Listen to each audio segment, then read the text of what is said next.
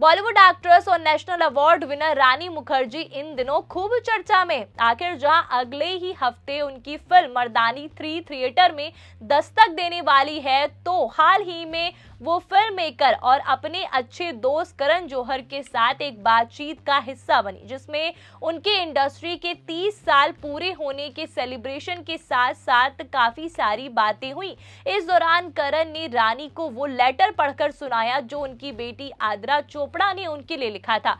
अपनी बेटी के लिखे गए लेटर को सुनकर एक्ट्रेस सबके सामने इमोशनल होती नजर आई।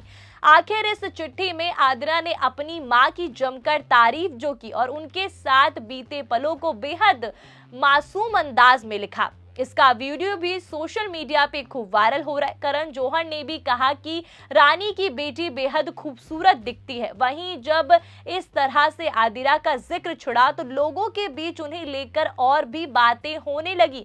आखिर रानी और उनके प्रोड्यूसर पति आदित्य चोपड़ा ने अपनी इकलौती बेटी आदिरा को दुनिया से जो दूर रखा है, उनका चेहरा आज तक किसी ने नहीं देखा। जी हाँ, 10 साल की हो चुकी आदिरा का चेहरा आज तक लोगों ने नहीं देखा।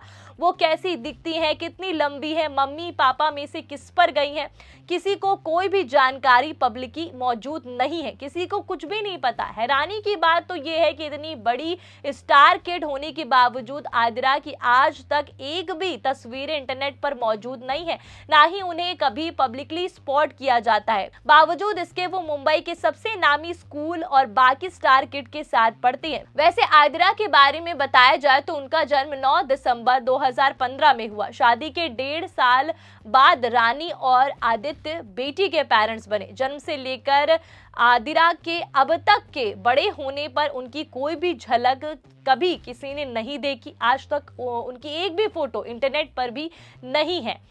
आपको बता दें कि हाल ही में हुई मीडिया से बातचीत में रानी ने बेटी को लाइमलाइट से दूर रखने की वजह का भी खुलासा कर दिया।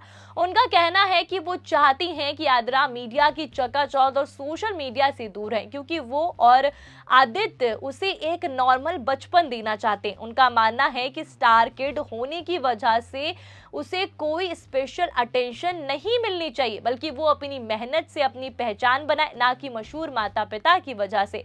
अपनी बातचीत में रानी ने ये भी सबके सामने कहा कि आदिरा की हरकतें उन्हें अक्सर उनके ससुर यश चोपड़ा की याद दिलाती है। उन्हें लगता है कि यश अंकल ने ही आदिरा के रूप में दोबारा जन्म ले लिया। आदिरा उनका पुनर्जन्म है।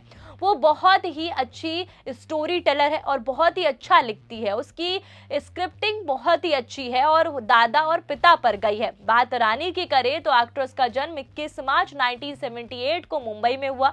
वो मशहूर फिल्म मेकर राम मुखर्जी की बेटी और एक्ट्रेस तनुजा की भतीजी है।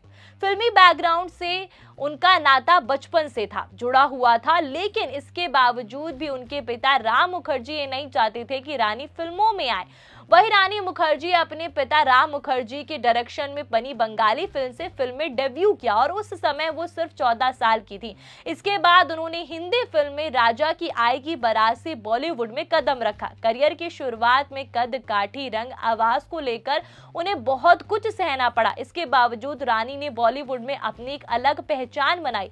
बॉलीवुड में उन्हें असली पहचान साल 1998 की फिल्म कुछ कुछ होता से मिली और फिल्म में टीना का किरदार छोटा था, लेकिन इमोशनल इतना गहरा था कि आज भी लोग उसको याद करते हैं। इसके बाद रानी रातों रात स्टार बन गई और 2000 के बाद रानी मुखर्जी ने एक से बढ़कर एक दमदार फिल्में दी, जिनमें साथिया, हम तुम, वीर ज़ारा, ब्लैक और बंटी और Babli, no one killed Jessica, Mardaani series शामिल है। और उनकी फिल्में मिसेस चटर्जी वर्सेस नॉर्वे तो उन्हें नेशनल अवार्ड तक दिला चुकी है। नेशनल अवार्ड मिलने पर रानी मुखर्जी भावुक हो गई और इस अवार्ड को उन्होंने अपने पिता राम मुखर्जी को समर्पित किया।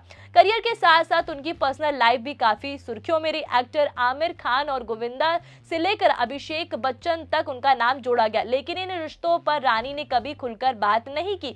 फिर साल 2014 में रानी मुखर्जी ने अचानक सबको चौंकाते हुए यश राज फिल्म्स के मालिक आदित्य चोपड़ा से शादी कर ली। उनकी शादी इटली में हुई थी, जो कि एक बेहद प्राइवेट सेरेमनी थी। यहाँ ना तो कोई मीडिया मौजूद था और ना ही कोई शोर शराबा, सिर्फ परिवार के केवल 12 लोग ही शामिल हुए। आदित्य चोपड़ा वैसे भी कैमरे से दूर रहते और रानी भी शादी के बाद लाइमलाइट से थोड़ा ब्रेक ले लिया।